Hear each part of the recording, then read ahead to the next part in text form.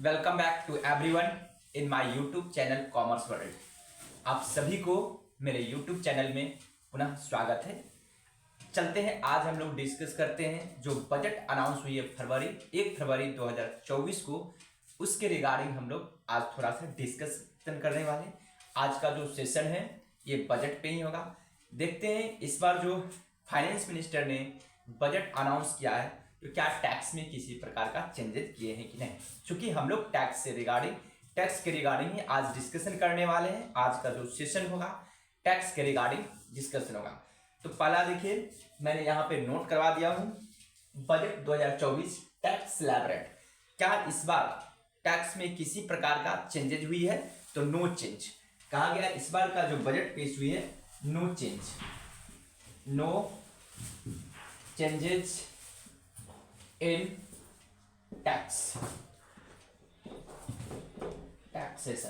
Taxation में इस बार जो है इस बार की बजट में किसी प्रकार के परिवर्तन नहीं हुआ है।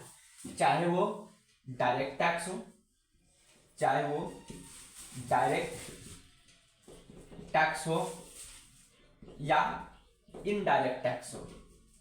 इनडायरेक्ट टैक्स, इन दोनों में किसी प्रकार का कोई महत्वपूर्ण परिवर्तन नहीं हुआ है और ना ही किसी प्रकार के चेंजेज हुई है। कहने का सेंस ये कि पहले से जो हमारा फाइनेंशियल ईयर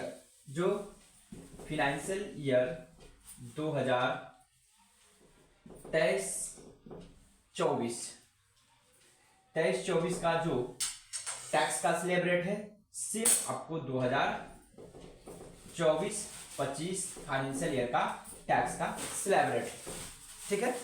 क्योंकि इससे पहले क्या थी, जो एक न्यू टैक्स रिजिम थी, एक ओल्ड टैक्स रिजिम थी। न्यू टैक्स रिजिम में क्या था, अप टू 3 लाख तक इनकम वाले एसएससी को नो टैक्सेशन, किसी प्रकार का टैक्स नहीं लगता था। फिर 3 लाख से लेकर के 6 लाख तक होता था, उसको एट द रेट ऑफ 5% से टैक्स लगती थी। साथ ही साथ अंडर सेक्शन 87A में जो रिबेट दिया गया था वो रिबेट अवेलेबल अभी भी है। क्योंकि जो एसएससी का 7 लाख तक इनकम था वैसे सभी एसएससी को रिबेट मिला करता था। अंडर सेक्शन 87A के अकॉर्डिंग 25,000 वो रिबेट अभी भी अवेलेबल है। अगर टैक्सेशन में किसी प्रकार का चेंजेज हुई है, थोड़ा बहुत हमारे वित्त मंत्री के द्वारा जो अनाउंस की गई है उसमें थोड़ा सा परिवर्तन हुई है। जो इनकम टैक्स डिपार्टमेंट की ओर से जो डिमांड और डिस्प्यूट थी उसमें कुछ रिबेट दिया गया है। तो ये हम लोग के लिए लगता है थोड़ा बहुत परिवर्तन है, लेकिन नहीं, ये एडवांटेज 1 करोड़ से एबव एसएससी को ये फायदा हुआ है। तो क्या हुआ फायदा, उस पर थोड़ा हम लोग डिस्कस कर लेते हैं। स्लैब रेट में क्या है, यानी कि ये जो थी, मैं टैक्स की रेट और स्लैब रेट की बात करता था, सेम था, ठीक है। अब देखिए डिमांड क्या है 25, यानी कि डिमांड अगर कुछ इनकम टैक्स का था, डिमांड्स या कुछ डिस्प्यूट्स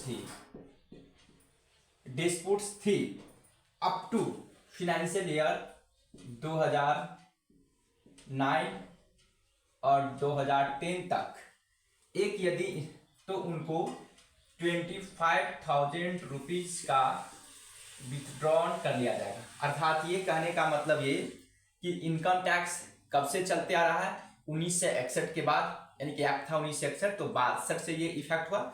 1962 से लेकर के फाइनेंशियल ईयर 2009-10 तक के अगर इनकम टैक्स का किसी प्रकार का डिमांड है और कोई एसएससी पे डिस्प्यूट है तो वैसे सभी एसएससी को बोला गया 25,000 रुपया का एडवांटेज मिलेगा, 25,000 रुपया विथड्रॉ कर लिया जाएगा। फिर वही अगर कोई डिमांड या डिस्प्यूट है अप टू 2010 से 15 तक का, तो वैसे सभी टैक्स पेयर को 10,000 रुपीज विथड्रॉन कर ली जाएगी। 10,000 रुपीज विथड्रॉन कर ली जाएगी। अर्थात वैसे एसएससी को यदि 10,000 रुपया तक बकाया है उसे माफ कर दिया जाएगा, अगर उससे एबव है तो 10,000 रुपया का एडवांटेज दिया जाएगा। तो आई होप कि आप लोग यहाँ तक मेरे बातों को समझ गए होंगे। अब बहुत सारे एसएससी ऐसे हैं जो भी स्टूडेंट हैं, उनका कहना ये है कि सर इस बार टैक्सेशन में किसी प्रकार का परिवर्तन क्यों नहीं हुआ।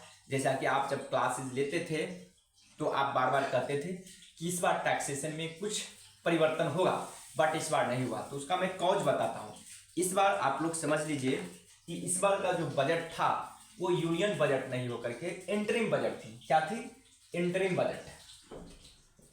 इंटरिम बजट थी। इंटरिम बजट जो हुई है ये, चूंकि ये इलेक्शन होने वाली है अप्रैल मई में, ठीक ना, तो फिर से बजट अनाउंस होगी आफ्टर इलेक्शन के बाद जुलाई के अप्रॉक्स फिर से बजट पेश होगी मिड ईयर में, तो उस समय फिर देखा जाएगा। लेकिन हाफ ईयर के लिए हमें लगता है किसी प्रकार का कोई परिवर्तन टैक्स में नहीं होगा। अगर फाइनेंस मिनिस्टर अनाउंस करती भी है टैक्स में किसी प्रकार का परिवर्तन, तो मेरा जो मानना है, मेरा जो एस्टिमेशन है, वो नेक्स्ट फाइनेंशियल ईयर में जाकर के वो अप्लीकेबल होगा।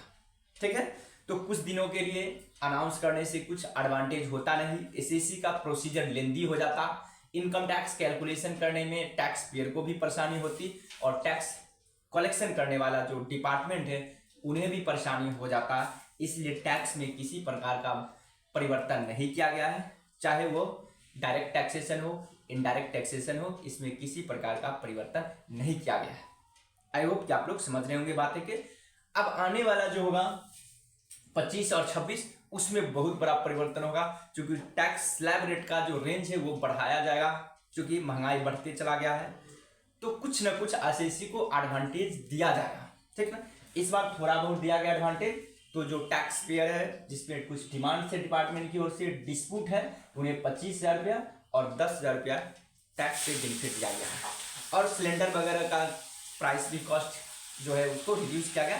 तो हम लोग उस पर जिक्र नहीं करेंगे, क्योंकि हम लोग में टैक्सेशन से रिलेटेड क्या क्या चेंजेज हुई, क्या क्या मूल चूक परिवर्तन हुई, क्या उससे गवर्नमेंट को, मतलब हमारे कंट्री को क्या इम्पैक्ट पड़ेगा, इकोनॉमी को क्या इम्पैक्ट पड़ेगा, उसके रिस्पेक्ट में, प्रॉस्पेरिटीज में हम लोग डिस्कस कर रहे हैं। इसलिए क्या सिलेंडर है, क्या जो फूड से रिलेटेड किस चीज़ में क्या उसका कॉस्ट में रिडक्शन हुई या इंक्रीजिंग हुई, उस पर हम लोग डिस्कस नहीं करेंगे, ओनली टैक्स के रिगार्डिंग।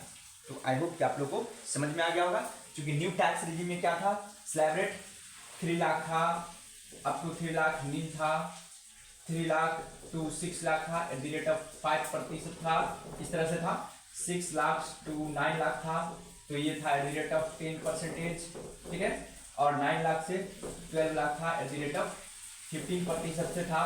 फिर आपको 12 लाख टू 15 लाख था, तो 20 था परसेंटेज, और एवं अगर 15 लाख थी तो उसको लगता था eight the rate of 30% tax.